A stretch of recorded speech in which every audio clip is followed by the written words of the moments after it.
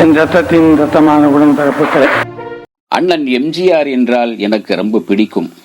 அவருடைய முகம் பார்த்து கொண்டே இருக்கலாம். அவ்வளவு அழகான முகம். எனக்கு மட்டுமல்ல, குழந்தைகள் முதல் கிழவர் வரை எல்லோருக்கும் அவரை பிடிக்கும். எனக்கு ஒரு ஆசை, அவருடன் நடிக்க வேண்டும் என்று. பல படங்களில் அவருடன் நடிக்க முயற்சி செய்தேன், முடியவில்லை.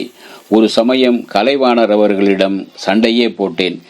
என்னை ஏன் அவருடன் சேர்ந்து நடிக்க வாய்ப்பு தர மாட்டேன் என்கிறீர்கள் என்று சண்டை போட்டேன். அதே போல அண்ணன் எம்ஜிஆர் என்னை பார்த்தால் வா வாயாடி என்பார். எனக்கு அவர் வைத்த பெயர் வாயாடி. நானும் கொஞ்சம் வாயாடிதான். இப்படி சொன்னவர் நடிகை சச்சு. நகைச்சுவை நடிகையாக, குணச்சித்திர நடிகையாக இருக்கின்ற நடிகை சச்சுதான் இந்த அனுபவத்தை சொன்னார்.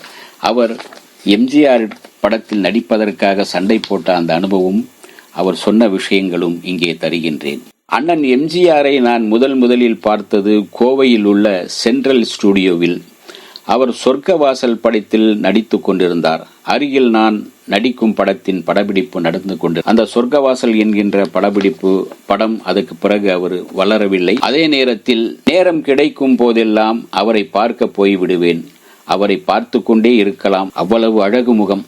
அடுத்தது நாம் படத்தில் ஜானகி அம்மாவுடன் எம்ஜிஆர் நடித்துக் கொண்டிருந்தார். அப்போது அவர் அருகில் போய் நின்றேன். வா வா வாயாடி என கூப்பிட்டார். நான் வாயாடி என்பது அவருக்கு முன்கூட்டியே தெரிந்திருந்தது. மெதுவாக என் கன்னத்தை தட்டினார். நான் வணக்கம் சொன்னேன். உடனே பக்கத்தில் உட்கார சொல்லி பேசினார். இதுதான் அவருடன் ஏற்பட்ட முதல் சந்திப்பு. நான் 13 வயதிலேயே கதாநாயகியாக நடிக்க ஆரம்பித்து விட்டேன். அதனால் அண்ணன் எம்ஜிஆருடன் அதிக படங்களில் நடிக்கின்ற வாய்ப்பு எனக்கு கிடைக்காமல் போய்விட்டது. முதலில் அவருடன் நடிக்க எனக்கு வாய்ப்பு இல்லாமல் இருந்தது. அதற்காக சண்டை போட்டேன். எம்ஜிஆருடன் நடிக்க வேண்டும், அவர் தங்கையாக, மகளாக, ஏதோ ஒரு கதாபாத்திரம் அவர் கூட நின்று ஏதேனும் ஒரு படத்தில் நடிக்க வேண்டும் என்று ஆசைப்பட்டேன். அதற்காக சண்டை கூட போட்டேன். எம்ஜிஆரும் எஸ்எஸ்ஆரும் இணைந்து நடித்த ராஜா தேசிங் படத்தில் நான் நடித்தே தீருவேன் என்று NS கிருஷ்ணன் அண்ணனிடம் சண்டை போட்டேன். அப்புறம் எனக்காக ஒரு கதாபாத்திரம் உருவாக்கப்பட்டு அதில் SSRக்கு தங்கையாக நடித்தேன். அண்ணன் எம்ஜிஆருடன் நடித்த திருப்தி அதற்கு பிறகுதான் கிடைத்தது. அண்ணன் எம்ஜிஆருடன் நான் முதலில் நடித்த படம் கலையரசி. அந்த படத்தில் பாசமுள்ள அண்ணனாக, அவரின் பாசமுள்ள தங்கையாக நான் நடித்தேன். எம்ஜிஆர் அண்ணன், நான் தங்கை. பாட்டுடன் அந்த படம் தொடங்கும், பாடலுடன் அந்த படம் தொடங்கும். நான் மாட்டு வண்டி ஓட்ட எம்ஜிஆர் பாட்டு பாட வேண்டும். கோடம்பக்கத்துக்கு அருகில் இருக்கும் அண்ணன் எம்ஜிஆர் அவர்களின் தோட்டமான ராமாவரம் தோட்டத்தின் அருகேதான் இந்த படப்பிடிப்பு நடந்தது.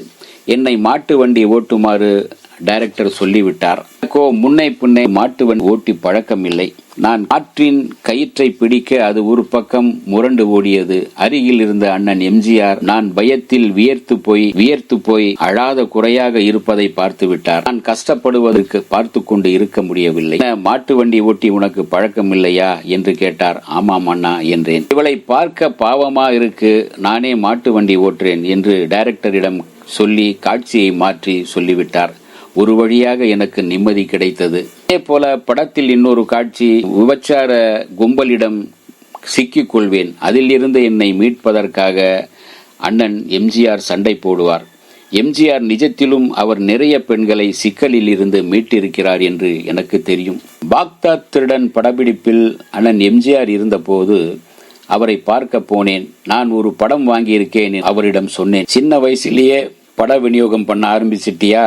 ரொம்ப சந்தோஷம். என்ன படம், யார் படம் என்று விவரம் கேட்டார். உங்க படம் தான் என்று சொல்ல அவருக்கு ஒரே அதிர்ச்சி. உடனே நான் சொன்னேன், பொருட்காட்சிக்கு போனேன். அங்கே உங்கள் படம் மாட்டப்பட்டிருந்தது. கடும் போட்டிகளுக்கு மத்தியில் அந்த படத்தை 2000 ரூபாய் கொடுத்து வாங்கினேன். அதை என் வீட்டில் மாட்டி வைத்திருக்கிறேன் என்று சொன்னேன். அப்படியா என்று வியப்பாக கேட்டவர், 2000 ரூபாய் கொடுத்து வாங்கினேயா?